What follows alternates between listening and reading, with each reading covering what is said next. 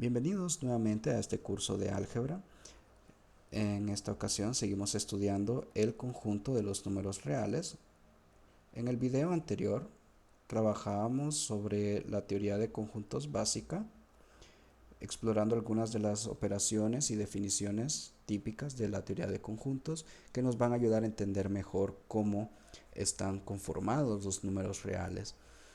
En principio vamos a ver que estos números o este conjunto de números viene de una unión, pero iremos construyendo todos esos elementos poco a poco.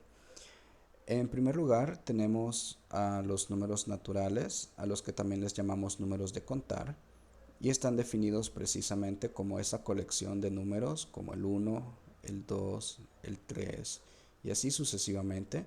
Todos números positivos, todos números de parte entera, no tienen parte decimal, no se escriben como razones, no se escriben, bueno, no necesariamente se escribirían como razones, no tienen una cantidad infinita de términos, perdón, de números después de un punto decimal o algo por el estilo. No.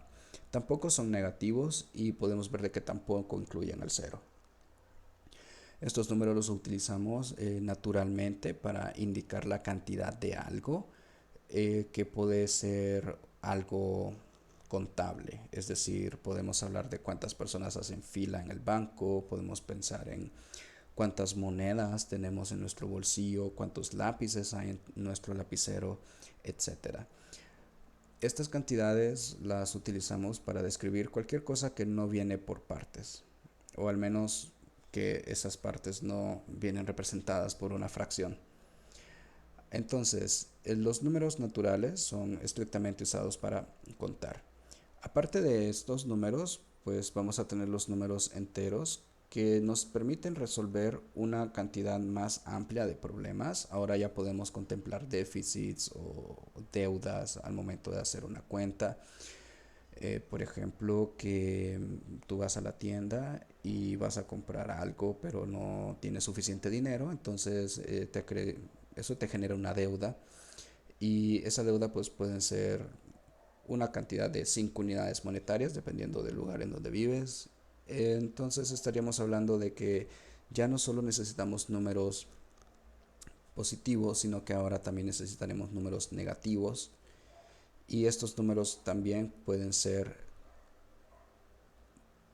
0 o pueden ser positivos.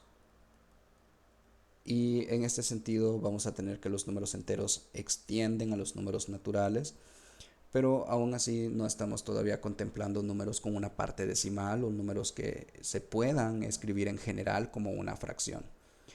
Claro, yo puedo decir que 6 entre 2 es 3 y eso también es un número entero, pero en general yo no puedo escribir otro número entero como una fracción, o mejor dicho, no puedo realizar una división, representarla como una fracción y siempre voy a obtener otro número entero.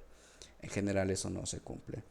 Es ahí cuando aparecen los números racionales, y los números racionales de alguna manera también extienden a los números enteros. Muchos números enteros aparecen como una fracción, pero no todas las fracciones aparecen como números enteros.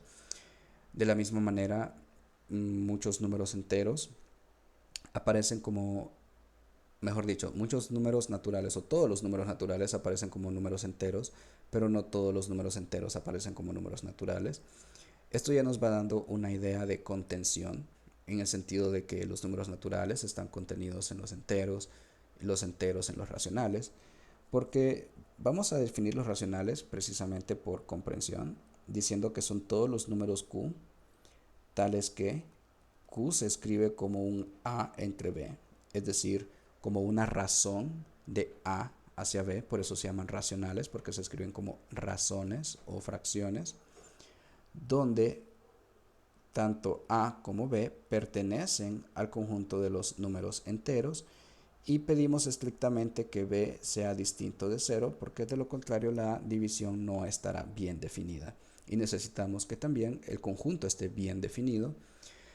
Por eso este criterio exige de que b sea distinto de 0. Ahora los números racionales pueden ser negativos, pueden ser positivos, puede ser 0. Por ejemplo, si a es igual a 0 y b es cualquier otro número, y siempre y cuando sea entero. y distinto de 0. Y podemos recuperar algunos de los números enteros. Si yo digo, por ejemplo, negativo 6 entre 3, lo que yo obtengo es un negativo 2 y eso es un número entero. Entonces vemos de que efectivamente los números enteros están dentro de los números racionales, pero hay números racionales como un medio, 3/5, que no son números enteros. En este punto entonces ya hemos desarrollado esta sucesión de contenciones donde los números naturales son un conjunto que está contenido en los enteros y a su vez estos están contenidos en los racionales. Existe otro conjunto que es el complemento de los números racionales, en tanto que no todos los números se pueden escribir como una razón. Existen números que no se originan de una razón. Por ejemplo, la raíz cuadrada de 2, que aparece naturalmente en problemas de geometría.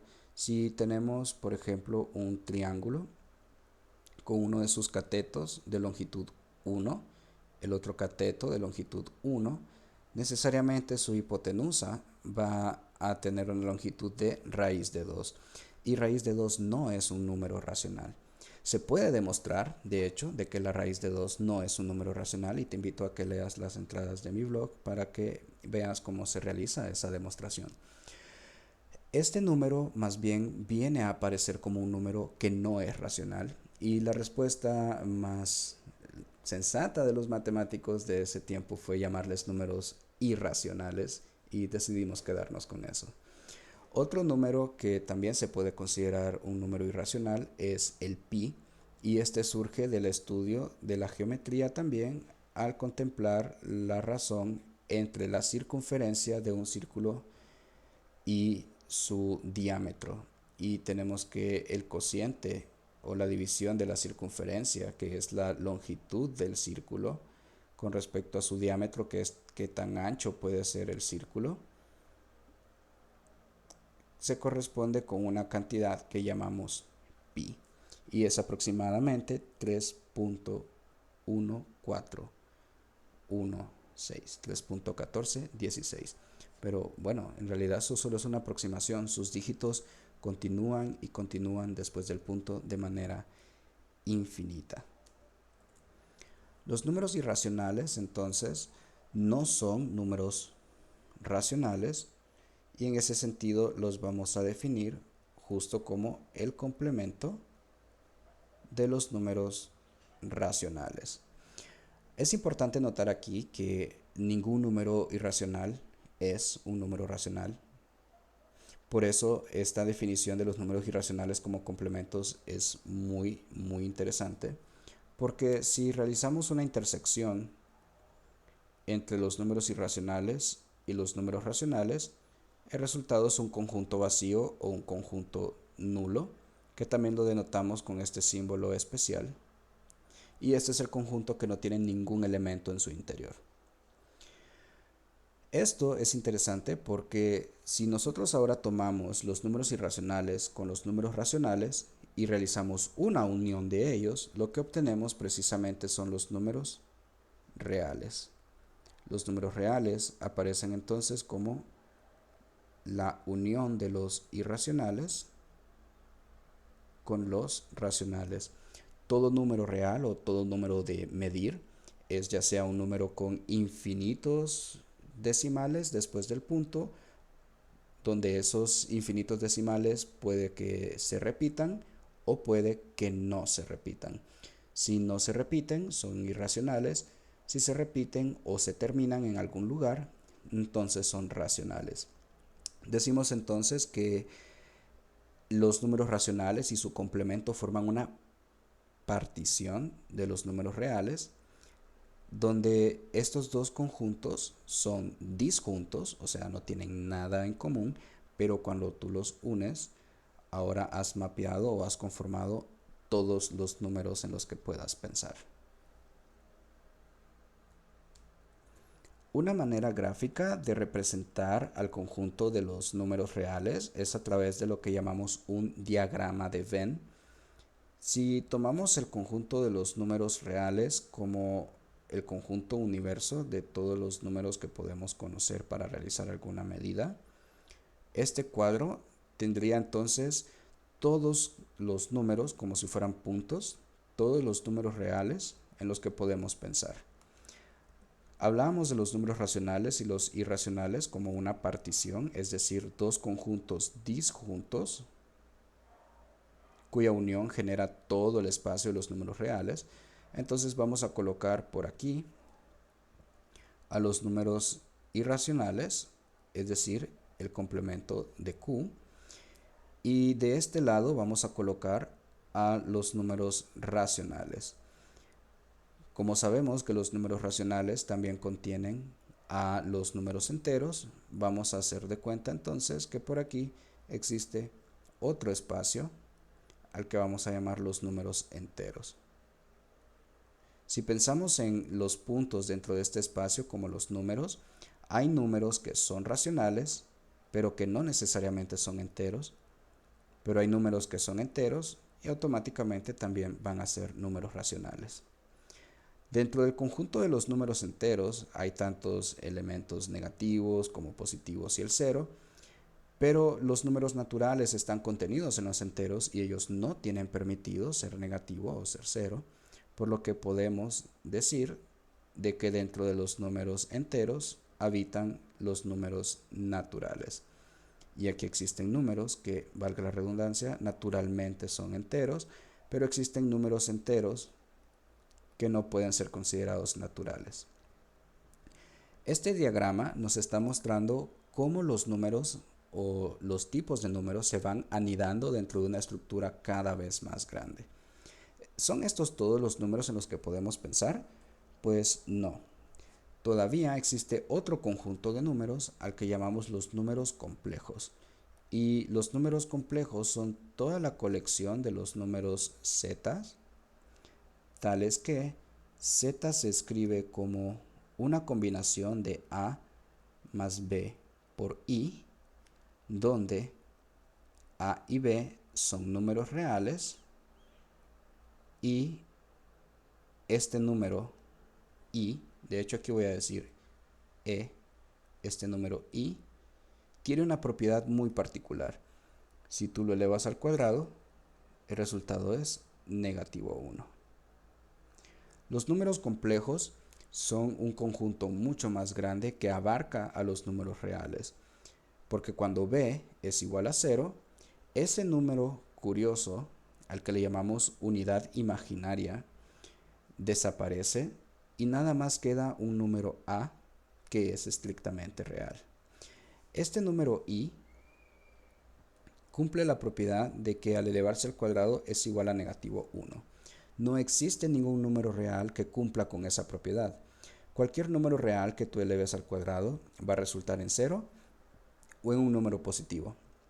Será 0, es decir, el cuadrado de un número es igual a 0, si y solo si el mismo número al que estás elevando al cuadrado es 0. De caso cualquier otro, por ejemplo, que tengas un negativo o un positivo elevado al cuadrado, tu resultado siempre va a ser positivo. Únicamente es esta constante i que cumple con esta propiedad de ser elevada al cuadrado te da igual a negativo 1. Y por eso recibe un símbolo especial, así como pi también recibe un símbolo especial y le llamamos unidad imaginaria. No a muchas personas les gusta que le llamen así. De hecho, la razón por la que los números reales tienen ese nombre es más por una cuestión histórica. No es que sean los únicos números que existen, los números imaginarios y los números complejos también existen. Son los que están detrás de la mecánica cuántica y la mecánica cuántica es tan real como todo lo demás. Por lo que este nombre es bastante, digamos, desinformante en muchos aspectos. Vamos a seguir llamándoles números imaginarios únicamente porque es la convención en la mayoría de libros de texto, pero eso no quiere decir de que estos números no estén bien definidos o de que no existan en alguna aplicación del mundo real, porque por supuesto que lo hacen. Así podemos dedicarnos ahora a clasificar algunos números. Escribiré algunos acá e iremos clasificándolos poco a poco. Tenemos aquí un conjunto Y, que es una colección de ciertos números, tan heterogénea como se me pudo ocurrir. Queremos clasificar estos números en el sentido de decir cuál es el conjunto más grande al que pueden pertenecer, o mejor dicho, cuál sería el conjunto más pequeño al que pueden pertenecer, ya que la pregunta de cuál es el conjunto más grande para todos va a ser el conjunto de los números complejos, porque los números complejos contienen a los números reales y los números reales vienen de la unión de los racionales y los irracionales, y ya hemos abarcado entonces todos los números en los que podemos pensar. Entonces vamos a clasificar estos números en el sentido de cuál es el conjunto más pequeño al que pueden pertenecer. El primer número tiene una cantidad finita de posiciones decimales, es decir, después de este número, después de este dígito 0, ya no aparecen más números. Entonces, como tiene una cantidad de posiciones decimales que termina o que es finita, vamos a decir que negativo 1.510 pertenece al conjunto de los números racionales. Anteriormente discutimos que la raíz de 2 es un número irracional y los números irracionales también pueden ser negativos, por lo que este número raíz de 2 va a pertenecer a los números irracionales, que también los hemos denotado como el complemento de Q. El siguiente número tiene una notación algo peculiar porque tiene una barrita justo encima de la parte decimal. Esto significa que este número tiene un patrón decimal que se repite indefinidamente. El hecho de que esto se repita indefinidamente es lo que lo caracteriza también como un número racional. Aunque estos decimales tienen una cantidad infinita de posiciones, el hecho de que haya un patrón que se identifica, un patrón que es evidente, los convierte en números racionales. Este entonces también pertenece al conjunto Q. El número 4 es un número sin parte decimal y es positivo. El conjunto más pequeño al que puede pertenecer entonces será el de los números naturales. Lo podemos utilizar para contar. 5 menos 2i inmediatamente se delata como un número complejo. Cualquier número que aparezca con un múltiplo o con un término que contenga la unidad imaginaria i va a ser considerada automáticamente un número complejo. Finalmente tenemos el 0. El 0 no puede ser un número de contar, así que únicamente puede ser un número entero. Esto es, grosso modo, cómo podemos clasificar los números, cómo podemos identificarlos según cómo se escriben. Y también hemos aprendido la secuencia de contenciones o la sucesión de contenciones que hay entre estos diferentes conjuntos de números. Te invito a que sigas leyendo las entradas del blog, dejaré el enlace en la descripción de este video, y también una pregunta interesante que puedes responder en los comentarios.